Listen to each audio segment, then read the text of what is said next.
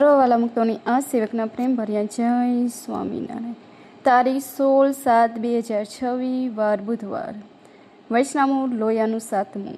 સ્વામિનારાયણ હરે સંવત 1877 માગસર સુદ તીજને દિવસ શ્રીજી મહારાજ ગામસી લોયામતી સુરા ખાચરના દરબારમાં ઢોલિયા ઉપર બિરાજમાન છે અને માથે ધોરી ભાગનું છોગલું બિરાજમાન છે તથા ધોરી શિરની ડગલી પહેરી છે અને રૂનો ભરેલો ધોરો સુરવાર પહેર્યો છે ને ધોરી પસેડી ઓઢી છે અને પોતાના મુખારવિંદની આગળ મુનિ તથા દેશ દેશના હરિભક્તની સભા ભરાઈને બેઠી છે.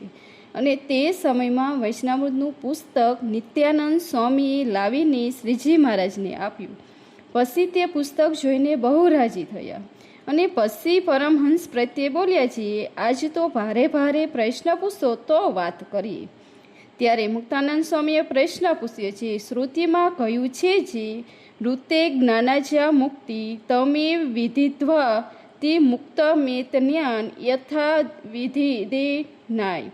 એ શ્રુતિમાં એમ કહ્યું છે જે ભગવાનનું સાક્ષાત જ્ઞાન થાય ત્યારે જીવનું કલ્યાણ થાય છે. ત્યારે શાસ્ત્રમાં જે બીજા સાધન કલ્યાણને અર્થે બતાવ્યા છે તેનું સ્વરૂપ પ્રયોજક છે.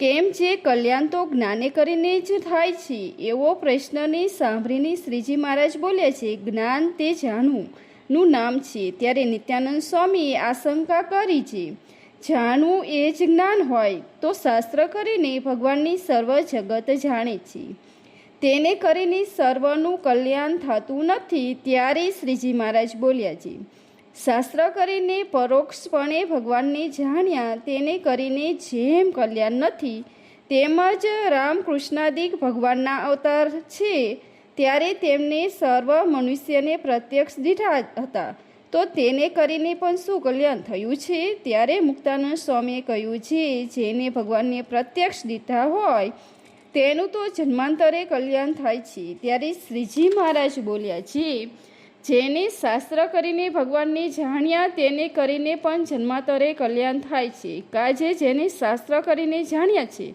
તેને જ નેત્ર કરીને દેખે છે અને જેને નેત્ર કરીને દેખે છે તેને શાસ્ત્ર કરીને જાણે છે. માટે બેનું બીજ બરોબર થાય છે ને બેનું જન્માંતરે કલ્યાણ પણ બરોબર જ છે.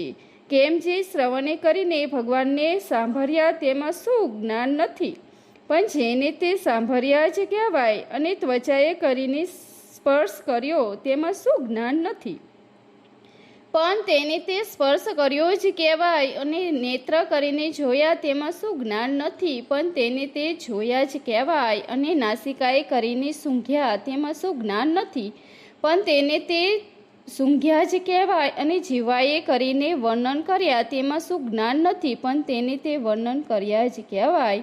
એવી રીતે બાહ્ય ઇન્દ્રિયોએ કરીને જ્ઞાન છે તથા અંધકરણે કરીને જે જ્ઞાન છે અને અંધકરણ ઇન્દ્રિયો પર જે જીવ સતા તદાચિત જે અનુભવ જ્ઞાન છે તેમાંથી તમે કયા જ્ઞાનને કહો છો? અને જે ભગવાન છે તેને તો આ જગતની ઉત્પત્તિને અર્થે અનિરુદ્ધ એવું સ્વરૂપ ધાર્યું છે, જેને વિશેષ સ્થાવર જંગમ રૂપ જે વિશ્વ તે સાવ કાશે કરીને રહ્યું છે અને સકર્ષણ રૂપે કરીને જગતનો સંહાર કરે છે અને પ્રદ્યુમ્ન રૂપે કરીને જગતને શ્રીતિ કરે છે તથા મચ કચ્છાદિક અવતારનું ધારણ કરે છે. એવી રીતે જ્યાં જેવું કાર્ય ત્યાં તેવા કાર્યની સિદ્ધિને અર્થે તેવા રૂપનું ગ્રહણ કરે છે. તેમાં કોઈ કાર્ય તો એવું છે જેમાં અંધકરણ ઇન્દ્રિયો નથી પૂરતા, કેવળ અનુભવ જ્ઞાને કરીને જ જણાય છે. ત્યારે તેવા કાર્યની સિદ્ધિને અર્થે ભગવાન પણ તેવા સ્વરૂપનું ધારણ કરે છે. અને કોઈ કાર્ય એવું છે જે ઇન્દ્રિયો અંતકરણે કરીને જાણ્યામાં આવે છે ત્યારે તે કાર્યની સિદ્ધિને અર્થે ભગવાન પણ તેવા જ થાય છે. માટે તમે કયા ભગવાનના સ્વરૂપને જ્ઞાને કરીને કલ્યાણ થાય એમ પૂછો છો? ત્યારે નિત્યાનંદ સ્વામીએ કહ્યું છે, જે ભગવાનના સ્વરૂપને વિશે ઇન્દ્રિયો અંધકરણને અનુભવ એ ત્રય ન પૂગે એવા ભગવાનના સ્વરૂપને જ્ઞાને કરીને મોક્ષ થાય એમ કહીએ છીએ. ત્યારે શ્રીજી મહારાજ બોલ્યા છે, એવા જે ભગવાન તે તો શ્રી કૃષ્ણ છે તે પોતે પોતાને એમ કહે છે ઇત્યાદિ વચને કરીને પોતે પોતાની ઇન્દ્રિયો અંતકરણ થકી અગોચર કહે છે. માટે ભગવાન ત્વતે કરીને સમજવા તે તો એમ છે જે ઇન્દ્રિયો અંતકરણ તથા અનુભવ એ ત્રણે કરીને યથાર્થપણે પ્રત્યક્ષ ભગવાનને જાણે ત્યારે પૂરો જ્ઞાની કહેવાય. અને એ ત્રણ પ્રકાશમાંથી જો એકે ઓછો હોય તો તેને આત્યંતિક જ્ઞાન ન કહેવાય. તેને કરીને જન્મ મૃત્યુને પણ ન તરે. ત્યારે નિત્યાનંદ સ્વામીએ પ્રશ્ન પૂછ્યો, જે ઇન્દ્રિયો અંતકરણને અનુભવ એ ત્રણ કરીને જેને પ્રત્યક્ષ ભગવાન જાણ્યામાં ન આવ્યા તેને જન્મ મૃત્યુ થાય એ તો ઠીક છે, પણ જેને બ્રહ્મ સ્વરૂપનો સાક્ષાત્કાર થયો હોય તેને જન્મ મૃત્યુ કેમ છે? ત્યારે શ્રીજી મહારાજ બોલ્યા છે, એ જળ પ્રકૃતિ છે અને એ ચૈતન્ય પ્રકૃતિ છે, અને એ બે પ્રકૃતિ ભગવાનને સૃજ્ય છે. કહેતા એ જળ પ્રકૃતિ ભેરે એ ચૈતન્ય રૂપ પ્રકૃતિ પણ સૂજાય છે. માટે એ ચૈતન્ય પ્રકૃતિને પામ્યા એવા છે કેવલ્યથી તે પણ આત્યંતિક કલ્યાણને પામ્યા ન કહેવાય. માટે શ્રીમદ ભાગવતમાં કહ્યું છે તથા ગીતામાં પણ કહ્યું છે, અકર્મ જે જ્ઞાન તેને વિશે પણ જાણવ્યું રહ્યું છે તે શું? તો જે બ્રહ્મરૂપ થયો તેને પર બ્રહ્મ પુરુષોત્તમ તે જાણવા રહ્યા છે, અને જે બ્રહ્મરૂપ થયા તેને જ પુરુષોત્તમ રૂપની ભક્તિનો અધિકાર છે. તે ભક્તિ તે શું? તો જે શેતદીપવાસી જે નિર્નમુક્ત છે તે બ્રહ્મરૂપ થકા ચંદન પુષ્પાદિક નાના પ્રકારની પૂજા સામગ્રી કરીને પરબ્રહ્મ જે વાસુદેવ તેને પૂજે છે, તેમ એ પણ બ્રહ્મરૂપ થકા પ્રત્યક્ષ ભગવાનની ભક્તિ ચંદન પુષ્પ શ્રવણ મનાદિક કરીને કરે છે. તે ભગવાને ગીતામાં કહ્યું છે. માટે બ્રહ્મરૂપ થઈને જે પરબ્રહ્મની ભક્તિ ન કરે તો તે કેવલાથી પણ આત્યંતિક કલ્યાણ ન કહેવાય.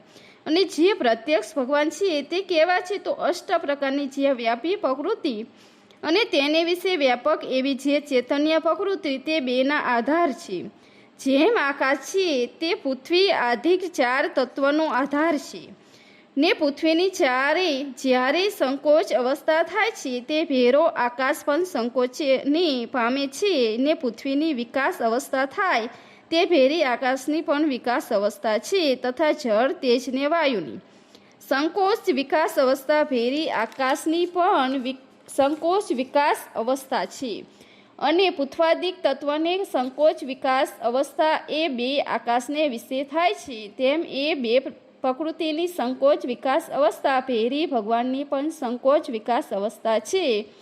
ને એ પ્રકૃતિની સંકોચ વિકાસ અવસ્થા તે ભગવાનને વિશે છે. એવા જે ભગવાન તે સર્વના આત્મા છે. ત્યાં શ્રુતિનો જે ઇત્યાદિ શ્રુતિનો છે તથા અન્નમય બ્રહ્મ કયા છે, મનોમય બ્રહ્મ કયા છે, વિજ્ઞાનમય બ્રહ્મ કયા છે, આનંદમય બ્રહ્મ કયા છે, ઇત્યાદિ ઘણી પ્રકારની બ્રહ્મ વિદ્યા કઈ છે, તેનું શું તાત્પર્ય છે? જે ભગવાન સર્વના કારણ છે ને સર્વના આધાર છે, માટે એ સર્વને બ્રહ્મ કયા છે. પણ એ સર્વ શરીર છે, એ શરીરના શરીરી જે ભગવાન શ્રી કૃષ્ણ પ્રત્યક્ષ પુરુષોત્તમ છે તે ભગવાનને વિશે જે જડ ચૈતન્ય રૂપ એ બે પ્રકૃતિ તે સંકોચ વિકાસ અવસ્થાએ કરીને પોતાના કાર્ય સ્વતી રૂપે સુખે કરીને રહી છે. અને એ સર્વને વિશે ભગવાન જે તે અંતર્યામી રૂપે કારણપણે કરીને રહ્યા છે. અને પોતે તો અર્જુનના રથની પાટલી ઉપર બેઠા છે, તેને વિશે અર્જુન સમગ્ર વિશ્વ નદી પર્વત સમુદ્ર તેને વિકાસ રહિત દેખ્યા. એવી રીતે મહિમા સહિત જે ભગવાનને જાણીને દેખે તેને પરિપૂર્ણ જ્ઞાન કહીએ. ત્યારે મુક્તાનંદ સ્વામીએ પૂછ્યું, જે એવી રીતે દેખાતું તો ન હોય ને અંતકરણમાં તો એવી રીતની દઢ આટી હોય તેને પરિપૂર્ણ જ્ઞાન કહેવાય કે નહીં?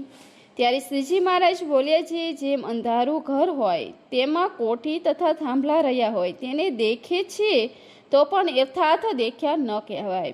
તેમ પુરુષોત્તમ ભગવાનને વિશે જડ ચિત્ત પ્રકૃતિ રહી છે ને એ પ્રકૃતિને વિશે પોતે રહ્યા છે, તેને અનુમાન કરીને જાણે છે. પણ જો દેખ્યામાં નથી આવતું તો પરિપૂર્ણ જ્ઞાની ન કહેવાય.